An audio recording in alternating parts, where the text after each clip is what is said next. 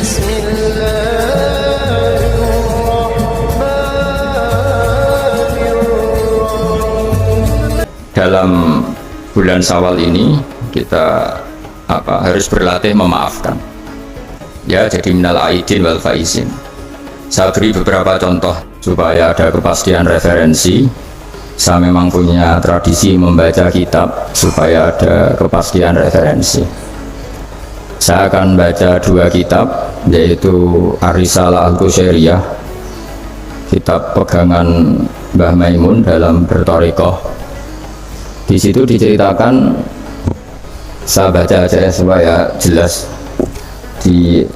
untuk membantu teman-teman yang masih mungkin punya kitab ini. Dan di halaman 27262 di sini diceritakan percontohan hidup berdampingan ya dengan agama lain. Sami itu ba'dal ulama yaqul, ada seorang ulama bercerita, Istadhofa Majusyun Ibrahim al-Khalil. Ada orang Majusi karena kelaparan. Dulu itu kan padang Sahara, dulu tidak ada warung, tidak ada hotel, tidak ada restoran. Jadi kalau orang kelaparan mau tidak mau itu harus bertamu ke orang lain supaya dikasih makan. Terus faqala, kata Nabi Ibrahim, bisyarti antus lima, dengan syarat Anda harus Islam. Kemudian orang Majusi ini putus asa karena dia tidak mau Islam, terus pulang. Terus Allah Ta'ala memberi wahyu ke Nabi Ibrahim, fa'auhawahu ilaihi mundu khamsina sanatan nut'imuhu ala kufri. Kata Allah, orang itu sudah menjadi Majusi 50 tahun dan selama ini tak kasih makan. Kamu dimintai makan sehari saja kok minta dengan syarat apa? Islam. Akhirnya Nabi Ibrahim mengejar orang Majusi itu dan kemudian dikasih makan. Jadi cerita-cerita seperti ini juga ada dalam khazanah kita, sehingga membentuk perilaku para kiai Indonesia itu toleransinya luar biasa. Juga zaman kita kecil sampai sekarang sering banyak kiai cerita, dan itu memang nyata, betapa Nabi itu juga memaafkan kesalahan seorang daksur ya, dalam yang cerita yang terkenal itu. Ketika Nabi sendiri, ada orang bawa pedang terus tanya, ya Muhammad, sekarang siapa yang bisa menghalangi engkau dari saya? Orang ini bawa pedang. Karena Nabi seorang Nabi yang sangat dekat Allah, Nabi matur Allah gitu. Kemudian orang itu gemetar, pedangnya jatuh, terus dipegang Nabi, sekarang kamu yang bisa menghalangi siapa? Dia bilang, la ahada, tak seorang pun. Singkat cerita, kemudian Nabi memaafkan orang itu. Jadi cerita-cerita itulah yang menjadikan kita bisa hidup berbangsa dan bernegara. Jadi memaafkan itu kata kunci dalam bersosialisasi, baik dengan keluarga, dengan tetangga, dengan semua warga Indonesia. Kedua, saya baca kitab Asy-Syifa. Asy-Syifa ini kitab tentang kelebihan-kelebihan Rasulullah SAW. Di antara pokok dari sifat dasar Nabi itu adalah pemaaf. Suatu saat Nabi ngalamin luka, dan luka itu disebabkan oleh musuh-musuhnya. Kemudian ada di antara yang memberi saran ke Nabi, lau da'au ta'alaihim, mbok jenengan maksud no mereka, karena mereka sudah melukai engkau, terus sudah biadab sama engkau. Tapi Nabi menjawab, ini di halaman 73 dalam kitab Hukukul Mustafa karangannya Qodiyat, judulnya itu Asy-Syifa. Ini lam upas la'anan, saya ini tidak ditugaskan Allah untuk menjadi tukang laknat, untuk menjadi orang yang sukanya menghabisi yang lain.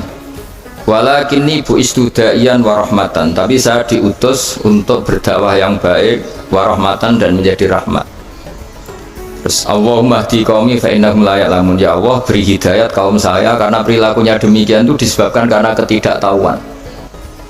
Jadi ini pelajaran bagi kita bahwa perilaku sosial yang kurang baik dari tetangga itu jangan-jangan kita tidak cukup memberi mereka edukasi atau pengetahuan atau sosial. Jadi saya tidak akan banyak matur di sini karena memang waktu saya juga tidak banyak. Tapi saya mau matur dulu itu saya cerita ke ibu-ibu ini yang ibu dulu itu ulama itu hubungannya hanya dengan Allah, tidak pakai ilmu sosial. Ini penting. Ilmu sosial itu bisa jengkelkan. Misalnya kalau saya baik sama tetangga, tetangga saya tidak baik itu bisa jengkel. Atau baik sama istri ternyata malah lama bisa jengkel. Baik sama tamu ternyata malah tamunya kurang sopan atau mengganggu itu bisa jengkel. Sehingga dulu Nabi itu kalau menyuruh kebaikan itu mangkana yu'minu billahi wal yaumil akhir falyukrim dhaifahu falyukrim jaruhu. Jadi kebaikan kepada orang lain itu atas namakan Allah. Sehingga kalau kita jengkel itu mudah memaafkan. Saya punya banyak cerita di Ihya juga di beberapa kitab. Itu ada seorang ulama dipanggil tetangganya, Pak Yai silahkan datang ke rumah saya. Si Kiai tadi datang. Setelah datang ke rumah pemuda itu, pemuda tadi dengan biadabnya bilang, Pak Yai saya tidak butuh kamu, silahkan pulang. Pulang. Dan Kiainya tersenyum. Setelah itu setelah sampai rumah dipanggil lagi, Pak Yai datang lagi ke rumah saya. Kiainya datang sampai 3 kali. Dan Kiainya sama sekali tidak menunjukkan wajah kecewa. Senangnya bukan main. Terus pemuda tadi tanya, kenapa engkau tidak benci, kenapa engkau gak tersinggung? Kiainya tertawa-tawa. Nah, saya datang ke kamu itu bukan karena apa-apa. Memang Allah menyuruh saya ini memuliakan tangga. Sehingga ketika tetangga memanggil ya saya datang, itu perintahnya Allah. Jadi saya tidak ada urusannya dengan kamu. Nah itu pentingnya pertaruhan. Apa-apa itu atas nama Allah itu tidak mudah kecewa. Tapi kalau atas nama manusia itu kalau dia jengkelin kita akan balas jengkelin. Tapi kalau atas nama Allah itu legowo. Ini yang dibutuhkan dalam berbangsa dan bernegara. Jadi, misalnya hubungan kita dengan negara, kalau memberi itu ibadah dan keren, heroik. Tapi kalau mendapat itu, kalau kita tidak berhak itu ada hisabnya. Misalnya kita digaji karena pekerjaan tertentu, tapi bawaannya di kantor baca koran, guyon, terus main WA terus misalnya. Itu antara gaji dan pekerjaan itu malah masalah. Tapi kalau kita memberi, itu pasti dapat pahala. Bayangkan kalau negara ini hubungan masyarakat dengan negara itu memberi, kayak kita zaman belum merdeka. Tentara-tentara itu dibantu orang-orang kampung, dulu itu hanya dengan ketela, dengan makanan-makanan kampung, tapi hubungannya itu memberi. Barokahnya itu bisa merdeka. Tapi kalau hubungannya mendapat itu orang itu nggak akan puas. Begitu juga kiai dengan masyarakat, masyarakat dengan kiai itu kalau hubungannya memberi itu insya Allah akan semuanya baik-baik saja. Tapi kalau hubungannya ingin mendapat ini masalah. Jadi sebetulnya menata bangsa ini juga menata peradaban manapun itu dimulai dari mental memberi. Yunfikun itu memberi. Memaafkan juga sama. Kalau kita nurutin jengkel itu gampang jengkel, tapi mulailah dari mental memberi maaf. Makanya Rasulullah itu ketika ada sahabat marah sama pembantunya, kata Nabi, marahnya Allah itu lebih dahsyat ketimbang marah kamu pada pembantu. Terus sahabat tadi tanya, lalu supaya Allah tidak marah ke saya gimana? Terus Nabi jawab, Allah takhdok, kamu sendiri jangan mudah marah. Jadi semua kekacauan sosial itu kan karena kita sadar punya hak, kemudian kalau terganggu kita marah. Gara-gara marah melahirkan pemecatan, melahirkan macam-macam, akhirnya melahirkan dendam macam-macam. Jadi dalam bulan Syawal ini kita harus berlatih memaafkan. Ya, jadi minal aidin wal faizin. Saya beri beberapa contoh. Jadi tadi sudah contoh daksur, terus Nabi menjawab, saya tidak diutus Allah untuk sebagai pelaknat, tapi walakin bu'istu da'iyya wa rahmah. Terus ada lagi cerita tentang orang Badui. Orang Badui itu orang primitif yang kurang berperadaban. Itu datang ke Nabi kemudian memaki-maki Nabi, Muhammad, engkau jadi pemimpin harus yang adil, nggak boleh tidak adil. Terus Nabi itu dengan senyum bilang, fama ya'dilu idzalam adil, lalu yang adil siapa kalau saya sendiri tidak adil? Padahal Nabi ketika dilihat tidak adil itu punya ilmu yang luar biasa. Tak beri gambaran begini, mungkin orang Indonesia tidak siap, tapi harus siap, dilatih supaya siap. Apalagi ibu-ibu kayaknya agak siap. Nabi itu kalau ada orang sering memberi itu malah setelah Nabi kuat, zaman dulu kuat itu artinya memenangkan istilahnya pergulatan antara hak dan batil. Nabi setelah mengalami Fatu Mekah itu ya mapan. Itu yang biasa berderma, biasa ngasih itu nggak dikasih. Tapi yang orang-orang barusan masuk Islam, barusan jadi orang baik itu dikasih banyak. Nah, tentu ini dipandang banyak orang itu tidak fair. Tidak fair itu, oh yang dulu berjuang mati-matian nggak dikasih, yang tidak berjuang kok apa? Dikasih. Itu dianggap nggak adil oleh pikiran ini. Tapi cara berpikir nubuah tidak seperti itu. Cara berpikir nubuah itu orang yang biasa ngasih negara, misalnya berjuang kemerdekaan atau berjuang membebaskan Indonesia dari penjajah, itu mentalnya memberi ke negara. Ya itu sama Nabi malah, ya sudah, mental memberi itu mental terbaik, nggak boleh diturunkan jadi mental mendapat. Itu cara berpikir Nabi. Kan nggak lucu kan, orang dulu biasa memberi, lalu pas tua, pas mau mati mentalnya ingin mendapat. Kalau enggak gerembeng, ini dari mantan heroik jadi mantan heroik, terus sekarang mentalnya jadi sa'il, meminta-minta, itu kan enggak keren, turun derajat.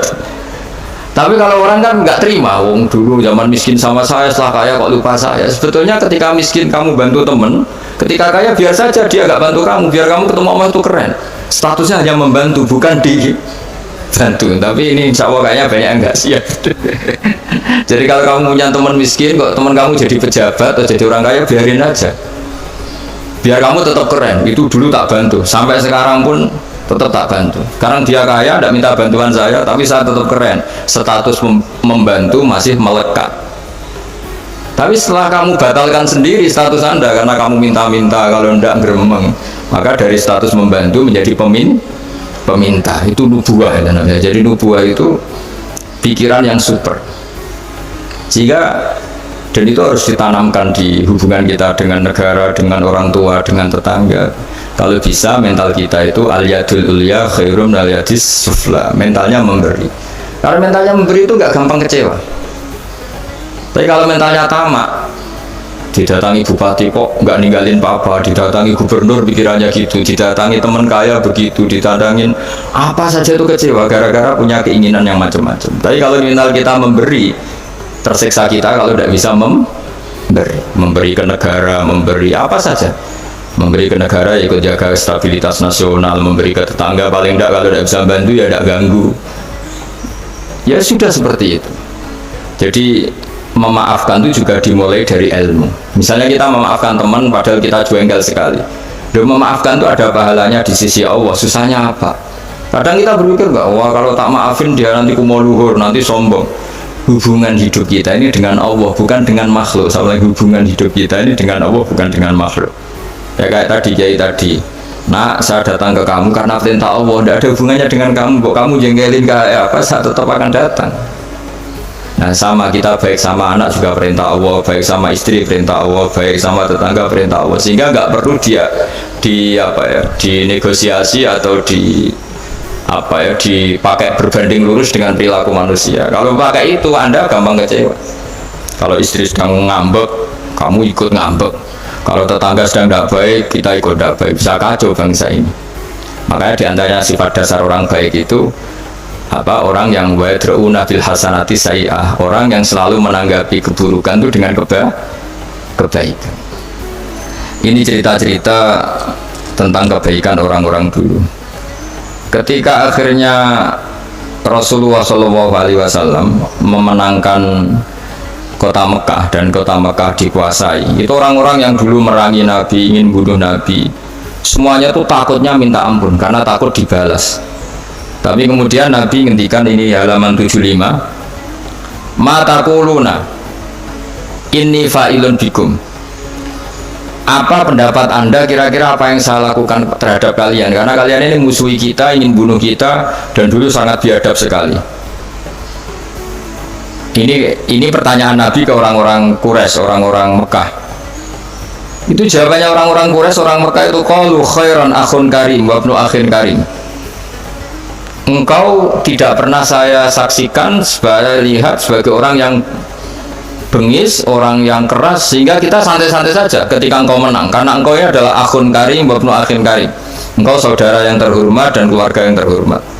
Terus Nabi menjawab mereka, aku kama qala akhi Yusuf la tasrifa alaikumul yaum idhabu fa antumut tulaqa. Saya akan mengatakan ke kamu sebagaimana Nabi Yusuf kepada saudara-saudaranya, Kita tahu kan saudara-saudara Nabi Yusuf ingin membunuh Nabi Yusuf, dicemplungkan ke sumur. Apa saja yang sifatnya biadab pernah dilakukan semua sama saudaranya Nabi Yusuf. Jadi ketika beliau jadi raja di Mesir, semuanya dimaafkan, bahkan dikasih fasilitas luar biasa. Padahal mereka saudara yang sangat biadab. Dan itu pun yang dilakukan Nabi, niru Nabi Yusuf, atau istilahnya ya sama perilaku Nabi. La tasriba alaikumul yaum, saya menghadapi kalian kayak Nabi Yusuf menghadapi saudara-saudaranya, yaitu memaafkan. Terus izhabu fa antumut tulaqa, ya sudah kamu pergi saja, kamu akan terbebas dari tuntutan saya. Jadi ini cerita-cerita tentang betapa baiknya Rasulullah SAW, dan kebaikan itu pula yang harus kita tiru, yaitu dimulai dari memaafkan. Wal afina anin nas. Nah sekarang masalahnya itu orang itu susah memaafkan. Itu sebabnya sederhana, karena hubungan ibadah kamu itu masih dengan makhluk. Kalau makhluk itu kali janggalin, ya janggalin betul. Nah itu Anda berarti didikte oleh makhluk, didikte oleh manusia. Caranya gimana? Kita harus dilatih hanya didikte oleh Allah Subhanahu wa ta'ala, di mana Allah itu mendikte kita, mengarahkan kita, memandu kita supaya mudah memaafkan. Makanya hubungan dengan istri, dengan itu ya Allah bayangkannya gitu. Wa ashiruhunna bil ma'ruf, kamu harus berkawan secara baik. Terusannya ayat fa in karihtumuhunna, jika suatu saat kamu benci sama istri kamu karena perilaku tertentu, fa asa an takrahu syai'a wa ja'alallahu fi khairan katsira. Jadi bisa saja di watak yang kamu benci itu ada kebaikan yang banyak. Saya berkali-kali menyontohkan, misalnya punya istri sering marah itu bagus. Kalau istri kamu ramah, setiap lelaki disenyumin, yang pusing juga kamu. Jadi kalau marah itu kan nggak ada yang berani goda, itu saja begitu. Alhamdulillah. Jadi, meskipun ya kalau marah terus mungkin suaminya jantungan terus mati, tapi kan ya maksudnya lihat sisi positifnya. Dulu ulama itu begitu. Ada orang berteman sama-sama miskin, terus berteman lagi sama-sama kaya. Setelah sama-sama kaya, yang satu itu jatuh miskin, miskin sekali. Terus setelah miskin, teman-temannya nggak main ke rumahnya. Terus dia diprovokasi oleh orang sekelilingnya. Itu teman kamu yang kaya-kaya biadab sekali, setelah kamu miskin tidak ada yang jenguk kamu. Padahal yang miskin ini sudah jadi buruh boto atau buruh manol di pasar, buruh hamal ya. Terus dia mulai menggerundel, wah teman-teman saya ngawur sekali, setelah saya miskin tidak ada yang kesini. Datanglah seorang habib, orang alim, memberi nasihat, bagus gak kesini katanya. Terus kaget kan dia, kenapa? Coba kalau kamu jadi tukang manol gini, mantan bos, teman-teman kamu datang kan jadi tontonan, mendingan lupa. Oh iya ya, iya kan, misalnya kamu miskin, terus teman-teman kamu tetap datang, pas buruh di orang, pas jadi kernet atau jadi pembantu, betapa malunya. Bagus mana ya? Bagus dilupakan apa bagus diingat? Bagus dilupakan. Jadi orang itu harus melihat sisi bahwa di balik qada Allah ini ada hikmah yang kita tidak tahu. Ya sama, misalnya ada perempuan cantik, dulu semua lelaki melihat, bareng saya itu kukulan, bagus dilihat apa bagus enggak coba? Bagus enggak kan? Yang orang kaya dulu naik muka mobil saja enggak mau, bawa handuk saja enggak mau, bawa tas saja enggak mau. Setelah jatuh miskin jadi tukang manol di pasar, tukang angkut barang, terus teman-temannya tetap datang. Mendingan datang apa enggak? Enggak kan, daripada jadi tonton. Nah di sini tuh kearifan ulama, orang tuh harus dilatih.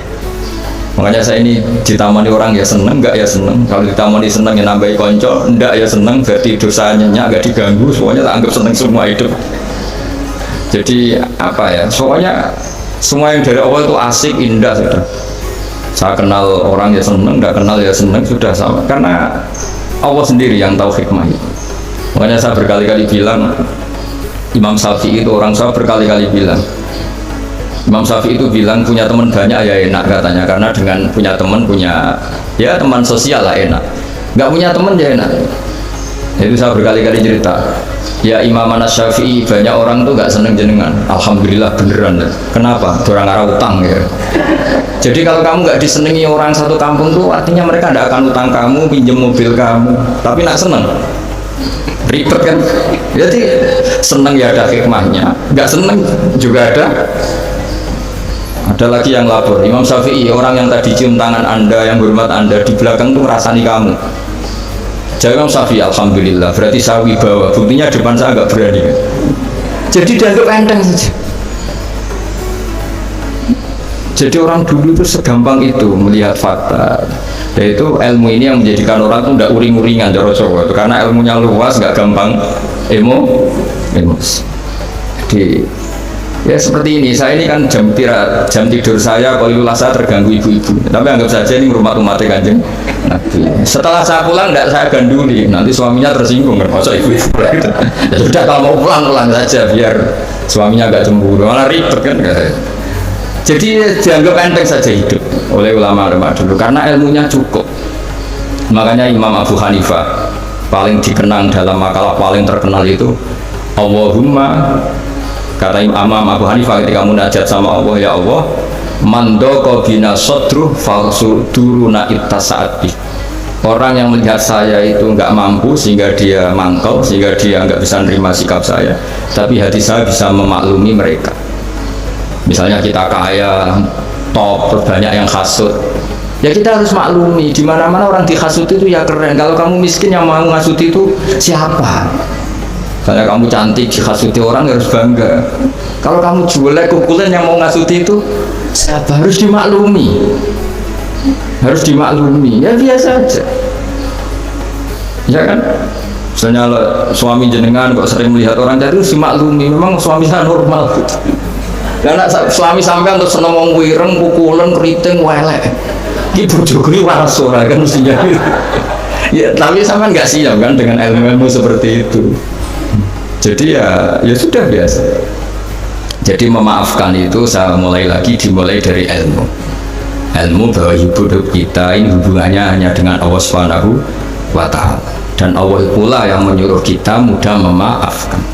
Tapi kalau Anda memaafkan berdasar hitung-hitungan sosial itu pasti sering tidak maafkan karena mangkel itu ya mangkel dongkol kan, kita pernah dihujat, pernah dibully, pernah disakitin. Jadi kalau kamu ingat itu Allah Ta'ala menyuruh kita kebaikan dan Allah akan berjanji akan membalas orang-orang yang pemaaf, insya Allah kamu akan menjadi ringan. Terus yang terakhir dawuh Imam Ahmad bin Hanbal, beliau pernah dipenjara, beliau pernah dicambuk karena kebenaran, demi kebenaran, tapi orang-orang ini semuanya dimaafkan. Ketika ditanya kenapa engkau maafkan ya Ahmad, nanti di akhirat itu ada pengumuman, siapa yang pernah memaafkan temannya muslim, temannya atau tetangganya, silahkan berdiri di atas mimbar ini. Kata Imam Ahmad di riwayat itu fala yaqumu illal afun, kemudian yang bisa berdiri hanya orang yang pernah punya reputasi memaafkan. Maka maafkan ini pahalanya besar sekali. Jadi Syawal ini dimulai dari mudah memaafkan, yaitu wal kaziminal ghaidha wal afina anin nas. Matur nuwun semuanya, dan saya tidak bisa matur banyak karena saya juga sibuk, karena yang ngajar sama belajar saya itu. Supaya yang ganggu juga desanya tidak banyak-banyak. Jadi ya sama-sama enak gitu loh. Kalau suami jenengan nunggu juga nunggunya nggak lama-lama. Jadi entah masih ditunggu entah enggak ya tidak tahu saya, tapi kan khusnudan lah, masih banyak yang nunggu itu, masih keluarga maksudnya banyak yang nunggu. Jadi saya mohon latihlah hidup secara ikhlas. Ikhlas itu apa-apa demi Allah Subhanahu wa Ta'ala. Makanya itu bedanya Islam dengan yang lain. Maksudnya orang-orang ateis atau orang-orang yang tidak beragama itu hukum sosial kan segala-galanya. Bedanya yang beragama sama yang tidak beragama. Tapi kalau orang beragama itu pikirannya Allah, jadi tentang berbaik sama tetangga saja, karena mangkana yu'minu billah wal yaumil akhir. Jika buat tetangga itu tidak balas baik, kita inginnya juga tetap baik karena berdasar perintahnya Allah. Mbok anak sampean buweling tetap ingin baik karena itu perintah Allah. Tapi kalau sampean berdasar manusia, lapo tak sangoni nakal, lapo tak apiki wong apik mbek aku, nanti kacau, bangsa ini bisa kacau karena semuanya didikte sesama makhluk. Makanya Islam itu mengajarkan apa? Kebaikan sosial pun karena berdasar perintahnya Allah Subhanahu wa Ta'ala. Jadi saya kira demikian. Wassalamualaikum warahmatullahi wabarakatuh. Bismillahirrahmanirrahim. Nahmaduka ya ghafur ya syakur wa salli wa sallim ala sayyidina maulana Muhammad sallallahu alaihi wasallam asma'in.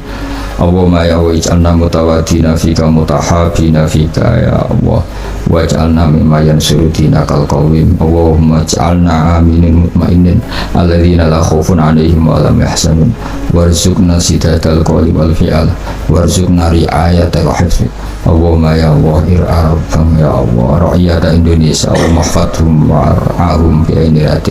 Allahumma ya ilahana ya Allah warzuqna rizqan halalan wasi'an barakan intik warzuqna ya wa tuma'ninatal qalbi ya Allah ma'ana wa fina ya Allah barik lana ma'ajiranina wa ma'aduyufina wa ma'alimina wa ma'alimina innaka ala kulli syai'in qadir wa annakal haqqus samad waj'alna ghanimin salimin mu'afin min kulli bala'i dunya al-akhirah nas'aluka ya wa'alafa wal-afiyah lana wa li ahli Indonesia ya wa'amatan wa li a'immatil muslimina wa amatihim rabbana atina fid dunya hasanah fil akhirati hasanah wa qina adzabannar sallallahu ala sayyidina Muhammad wa sahbihi wa barakatuh subhana rabbika rabbil izzati amma yasifun wa salamun alal mursalin alhamdulillahi rabbil alamin. Al-Fatihah.